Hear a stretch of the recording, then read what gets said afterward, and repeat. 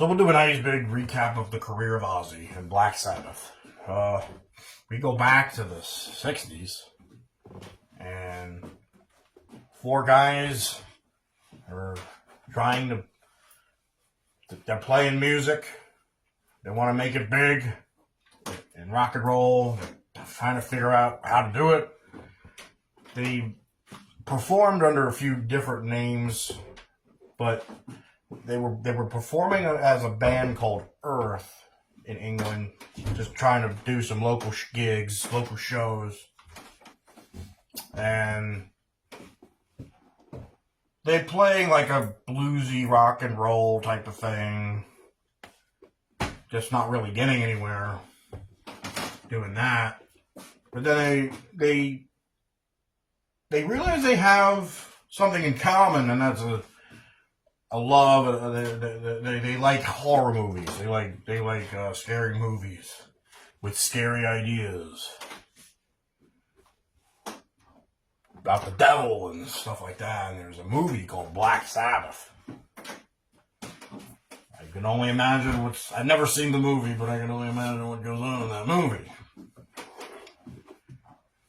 So what they're thinking back then is, you have these horror movies that invoke these could be disturbing thoughts, disturbing ideas that scare people. And the soundtracks of these songs are mostly just like classical, like a creepy piano or something like that. Like in music, like for rock and roll already has a good edge to it. And a nice heavy tone. Like, what if we created this heavy tone, but made music that was really dark, even heavier, and have the sound of the instruments be even heavier, edgier, and get people really rocking out, but also scare the shit out of them. Just scare the people. Our music should scare people, just like the horror movies do. So they create this sound. They create these thoughts, these lyrics about the devil, about meeting the devil. Different ideas about the devil, basically. And, we want these ideas to scare people. It's not been done before, not in music. Not in music. But to have that theme derived from rock and roll, to have this new dark theme. And it at first, it doesn't sit too well with people. But then after a while, people were like, their minds are blown. Like, what is this?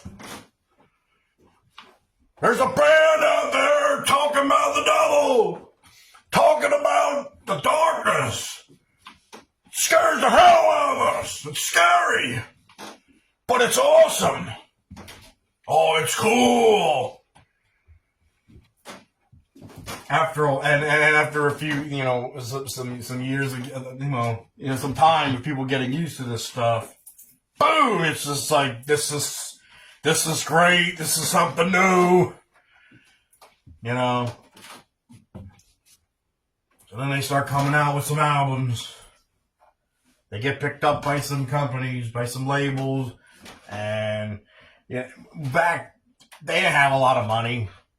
They didn't have that much money, but so they would try to get into the studio. They would work on a lot of their music on the side, but then when they would get into the studio, they would hurry it up, really get everything recorded really quick. They could record things in like a day, or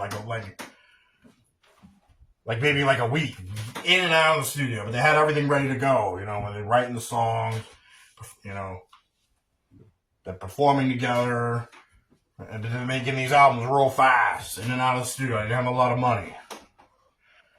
But it picks up steam. People like it. There's people that do not like it.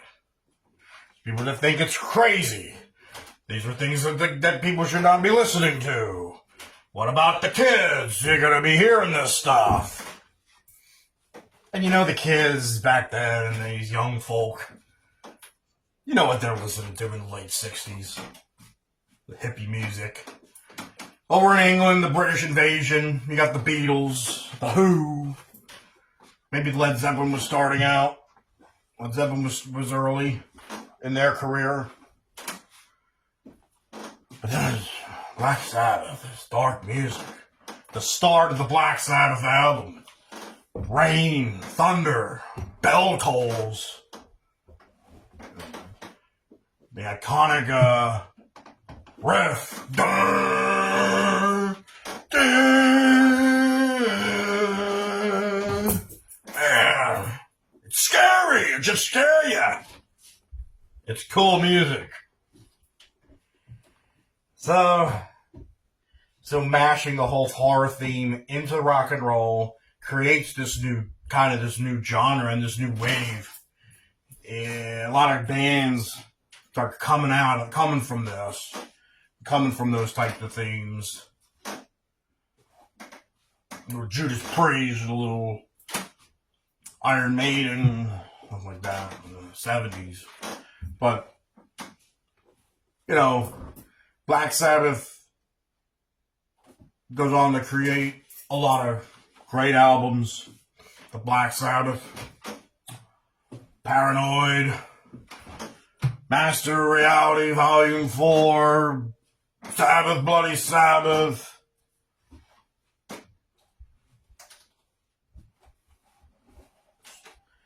So they're coming out with great albums. They got really big. They're touring the world. It's 77 and they're 78 and they're touring the U.S. Yeah, this shirt's from the 78 tour. And then what happens? It was I believe is a big moment in metal history, and that is an actual split with Ozzy and the members of Black Sabbath.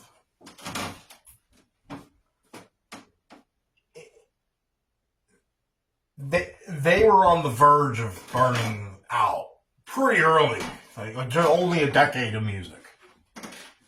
Ozzy Osbourne, right from the rip. What the problem is, Ozzy Osbourne is just a person that's just bombed out of his mind all the time. The drugs and alcohol really got to him, and he's really going through it. And you know, it was nothing personal. They were all best friends, and they all love Ozzy. They absolutely loved Ozzy, and they wish he could go on, but he just really couldn't anymore. And it also showed in their music. It showed in their music. They were tired. He probably just couldn't get on the stage and do anything. Couldn't do anything. How do you go on like that? It's like, we love you, Ozzy, but we gotta go on without you. You can't hack it anymore with the way you are. Sorry, bro. So they have to go on without him. They pick up Ronnie James Dio, Black Sabbath, and this is why it's a big thing. You got Black Sabbath getting Ronnie James Dio and actually making great albums again.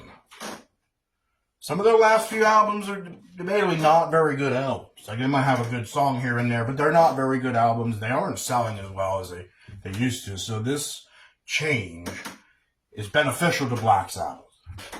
They made some pretty cool albums with Ronnie James Dio. And then from there, Ronnie James Dio wants to do his own work. He's got a name for himself now. He wants to do his own work. He wants to put his stuff out there. So then you have Dio. And what happens to Ozzy? So Ozzy Osbourne, I'm assuming he's really going through it with the drugs and alcohol. But he comes out of it a little bit, but just enough. He meets Sharon, actually. And she gets him going again. And you're like, you're on your own now. You can make some really good music of your own. He picks up a great guitar player, a great young, youthful guitar player from out of Quiet Riot, Randy Rhoads, and he recruits him. And now he's making pretty good music of his own. And a lot of the music brought, the instrumentals brought to him through Randy Rhoads.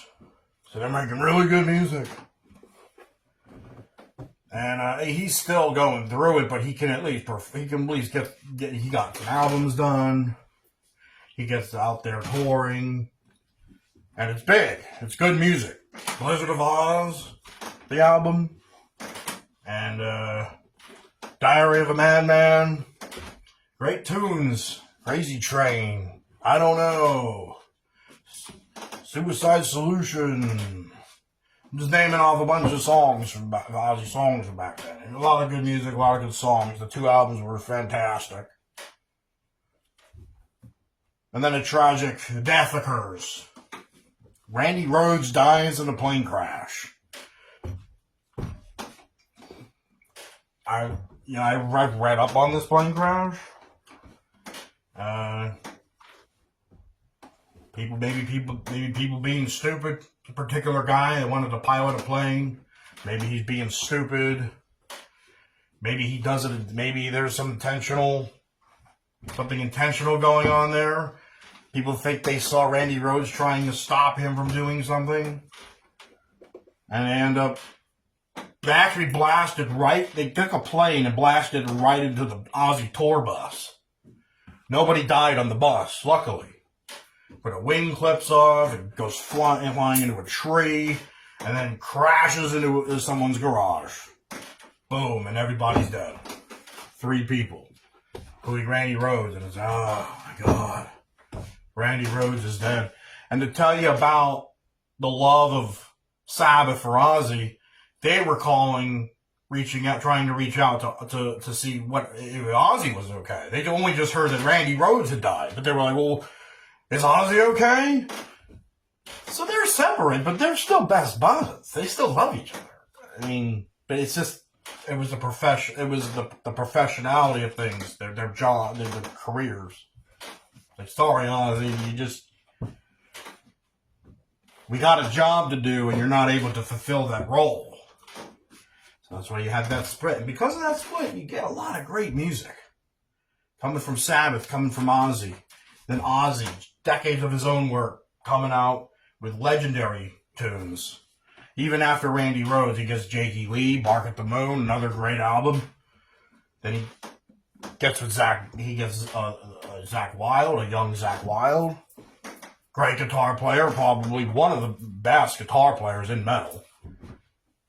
Not always super credited for that, but he should be. And they make some good records. One that stands out to me is No More Tears. The No More Tears album is one in my top 10 of albums, of metal albums. It's a great album. No More Tears. And then they, keeps coming up with albums. He's becoming a legend. Definitely a legend at this point already.